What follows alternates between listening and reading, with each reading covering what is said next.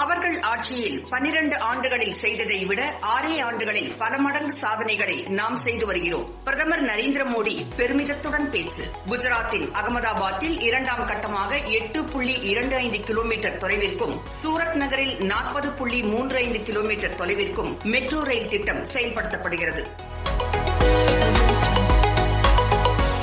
இந்த திட்டங்களுக்கு பிரதமர் நரேந்திர மோடி நேற்று காணொலி மூலம் அடிக்கல் நாட்டினார்.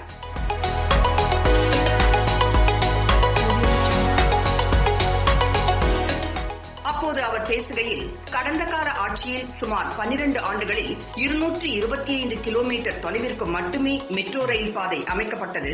மத்தியில் கடந்த 2014இல் பாஜக ஆட்சி பொறுப்பேற்ற பிறகு கடந்த 6 ஆண்டுகளில் 450 கிலோமீட்டர் தொலைவிற்கு அமைக்கப்பட்டுள்ளது. தற்போது நாடு முழுவதும் 27 நகரங்களில் 1000 கிலோமீட்டர் தொலைவிற்கு மெட்ரோ ரயில் பாதை அமைக்கப்பட்டு வருகிறது.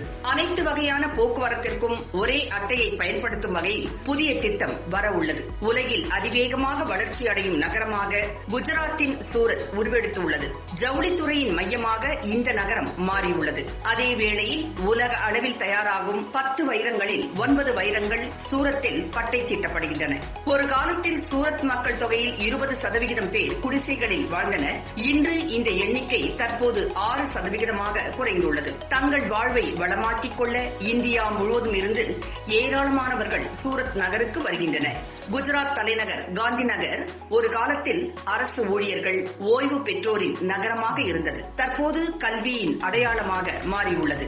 ஐஐடி, சட்டக்கல்லூரி, பெட்ரோலிய பல்கலைக்கழகம், திருபாய் இன்ஸ்டிடியூட் என காந்தி நகர் கல்வி மையமாக உருவெடுத்துள்ளது.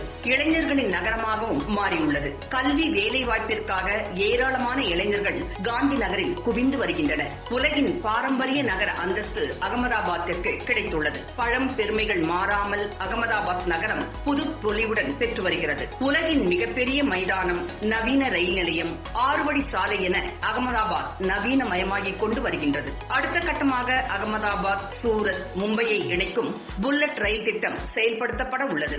குஜராத்தின் 80% வீடுகளுக்கு குழாய் மூலம் குடிநீர் விநியோகம் செய்யப்படுகிறது. வறட்சி பாதித்த பகுதிகளுக்கும் நர்மதை நதிநீர் கொண்டு செல்லப்பட்டு அந்த பகுதிகள் பாசன வசதியை பெற்றுள்ளன. சூரிய மின் உற்பத்தியில் குஜராத் முன்னிலையில் உள்ளது. ஆயுஷ்மான் பாரத் காப்பீட்டு திட்டத்தில் மாநிலத்தில் இதுவரை 21 லட்சம் பேர் பயனடைந்துள்ளனர். தூய்மை இந்தியா திட்டத்தின் கீழ் 35 லட்சம் கழிப்பறைகள் கட்டப்பட்டுள்ளன. உலகின் மிக உயரமான சிலை இந்தியாவில் அமைந்துள்ளது. உலகின் மிகப்பெரிய வீட்டு வசதி திட்டம், மருத்துவ காப்பீடு திட்டம், கொரோனா தடுப்பூசி திட்டம் இந்தியாவில் செயல்படுத்தப்படுகின்றன. இவ்வாறு பிரதமர் திரு நரேந்திர மோடி அவர்கள் பேசினார்.